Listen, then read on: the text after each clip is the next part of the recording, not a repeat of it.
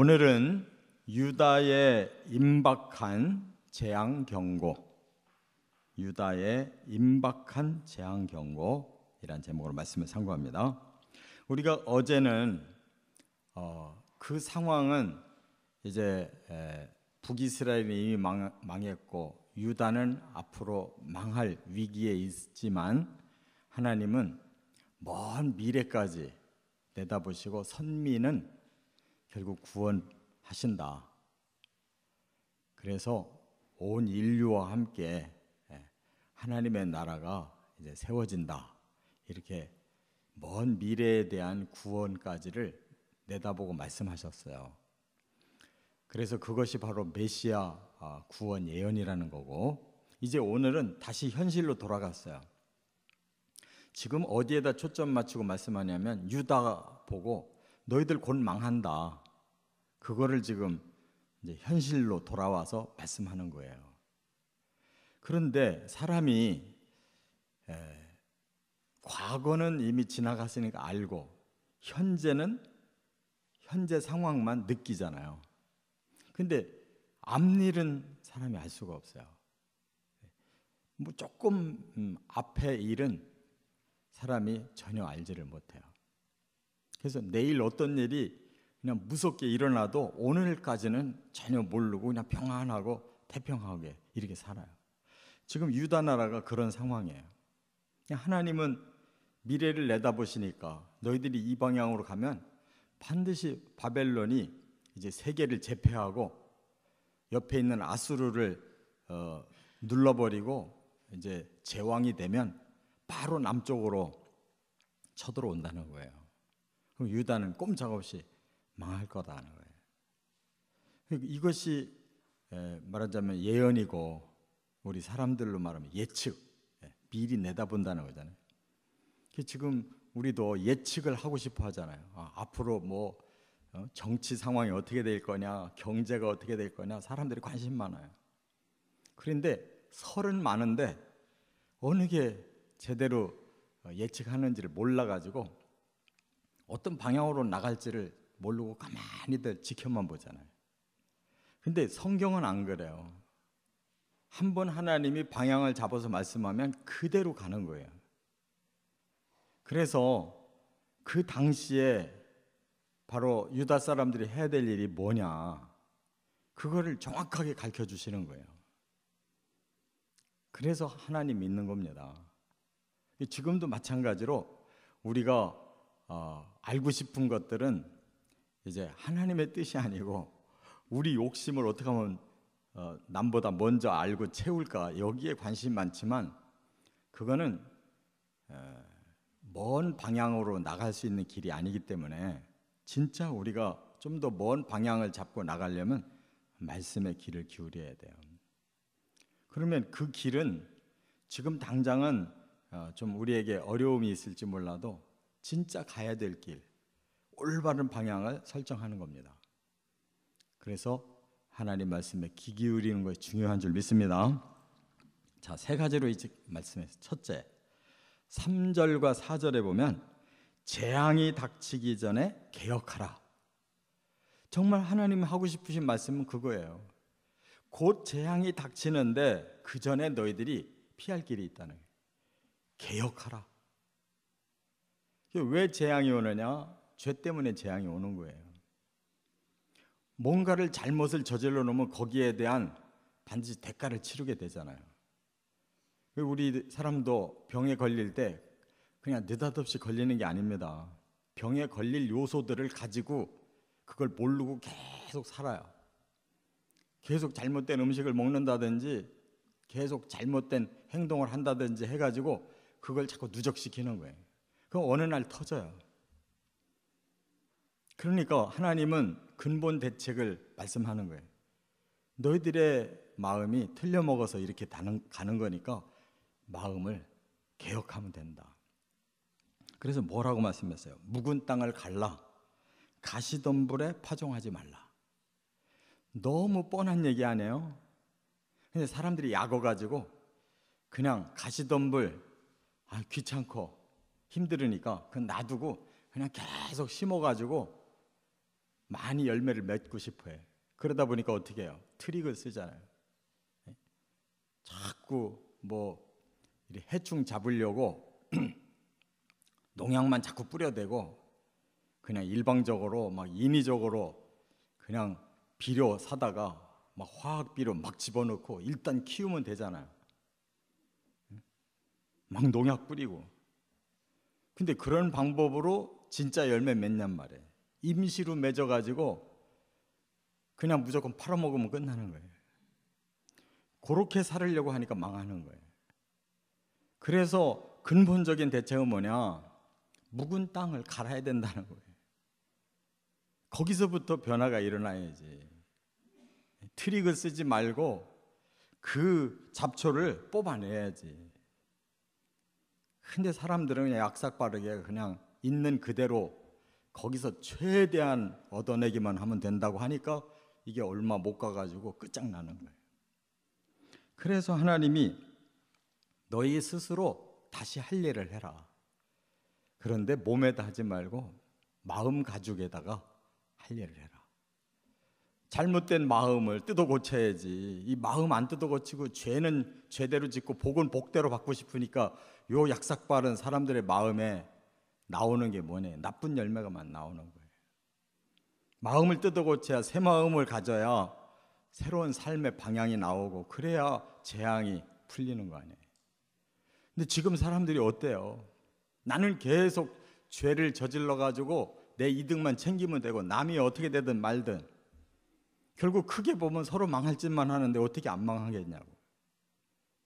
너무 간단한 얘기인데 이걸 몰라요, 사람들이. 너나 나나 함께 살 수 있는 길이 뭐냐? 똑바르게 살아야 된다. 같이 개혁하고 같이 룰을 다시 정해가지고 바른 길로 가게 해야 된다, 그거예요.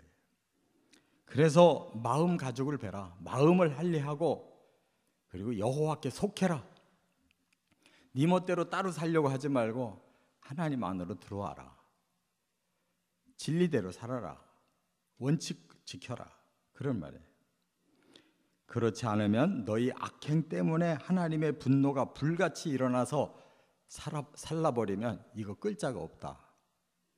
너무 분명하잖아요. 그러니까 오늘 우리들이 미래는 몰라도 미래를 대비할 수 있는 방법은 알아요. 똑바로 가면 되는 거예요. 트릭 쓰지 말고. 할렐루야.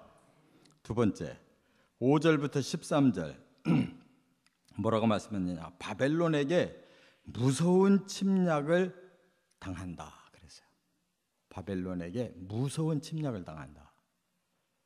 그러니까 사람이 앞으로 좋은 일이 올런지 나쁜 일이 올런지 모르기 때문에 가만히 있어요.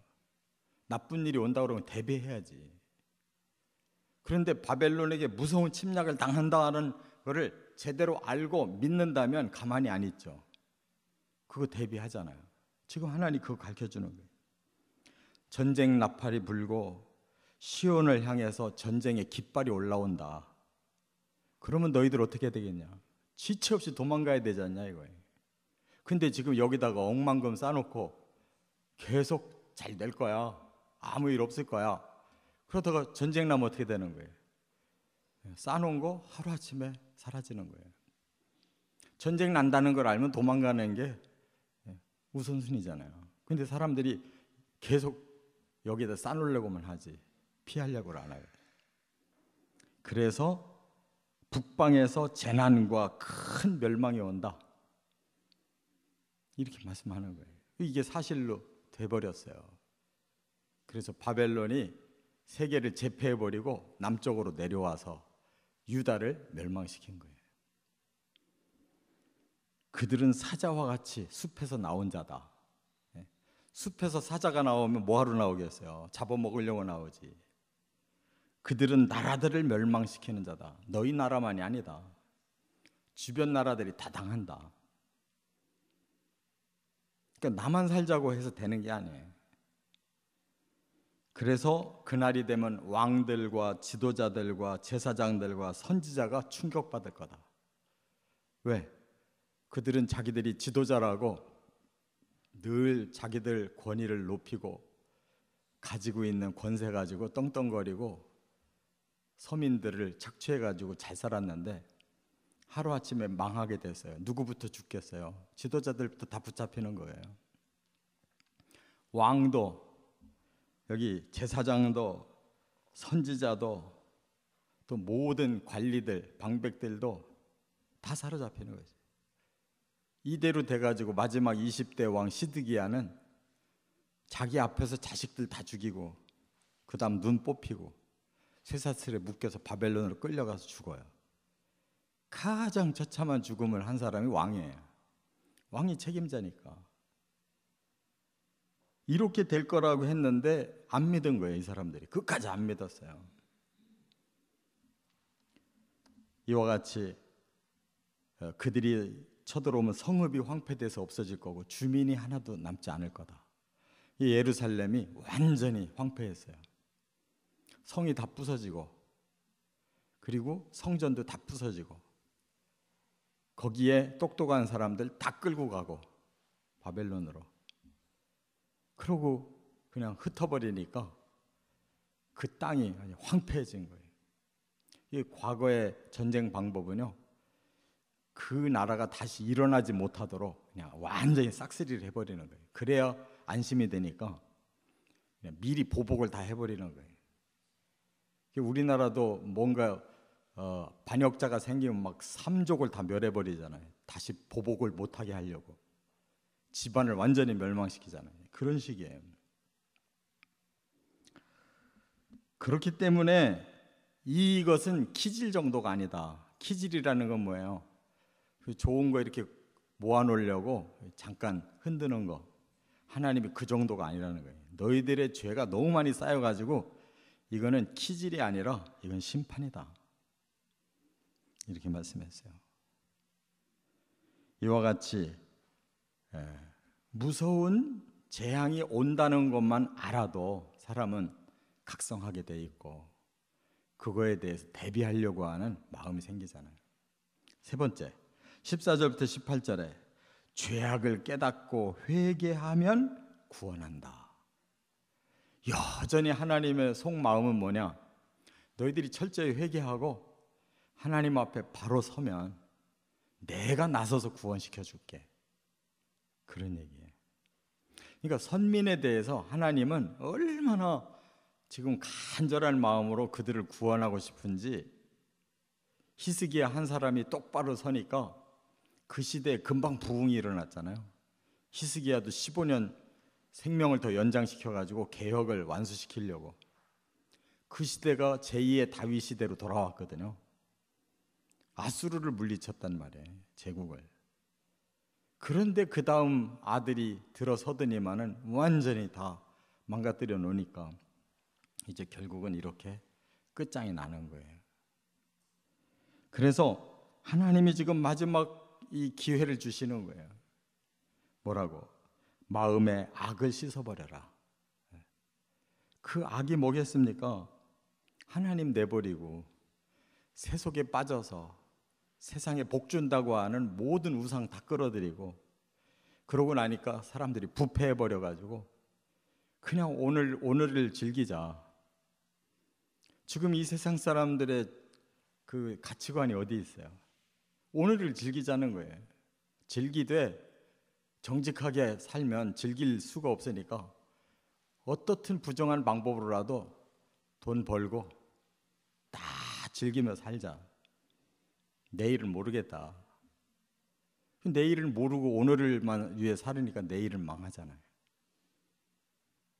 그 다음에 여기 보니까 악한 생각을 빨리 버리라 그랬어요.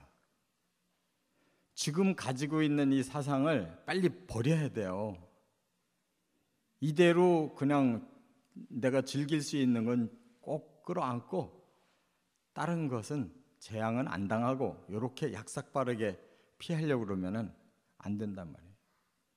쳐들어오는 자들도 왜 쳐들어와요? 아, 이 나라에 뺏을 게 많구나. 그래야 쳐들어오지. 이처럼 서로가 목적이 같아요, 이 세상이. 그래서 그 같은 목적을 가졌는데 서로가 많은 걸 차지하려고 그러면 싸우는 수밖에 없는 거예요. 그러니까 우리가 하나님을 경외하고 의롭게 사는 사람들은 이 욕심 버려야 돼요. 욕심 버리면 안 쳐들어와요. 그래서 악을 씻어버리고 악한 생각을 빨리 포기하고 그 다음에 하나님 앞에 거역한 죄를 빨리 회개해라. 진심으로 변화 운동을 일으켜라. 그래서 만약 그렇게 하지 않는다면 너희들의 마음에 큰 고통이 올 거다. 사람의 고통은요, 몸의 고통만이 아니라 마음의 고통이 더 커요. 몸이 아픈 것보다 마음이 아픈 게 더 괴롭고, 몸이 절망스러운 것보다 마음이 절망스러운 게 더 큰 문제예요. 그럼 끝장인 거예요. 마음을 놓게 되면 끝장이에요. 거기까지 간다는 거예요. 완전히 낭망하게 될 거다, 그 말이죠. 그러니까 우리가 최후의 보루는 뭐냐? 회개고, 하나님이 나서서 구원해 주셔야 사람은 다시 살 수가 있다. 여기에 초점이 있어요. 이와 같이 유다 나라가 너무나 다급한 상황인데 아직도 변하려고를 안 하고, 그런 일 안 일어날 거다 이렇게 미온적으로 가만히 있고 하나님 앞에 회개를 안 하니까 그렇게 망한 겁니다. 우리는 이 교훈을 꼭 마음에 붙들고 우리 앞일을 이런 방향으로 대처해 나가시기를 주의 이름으로 축원합니다.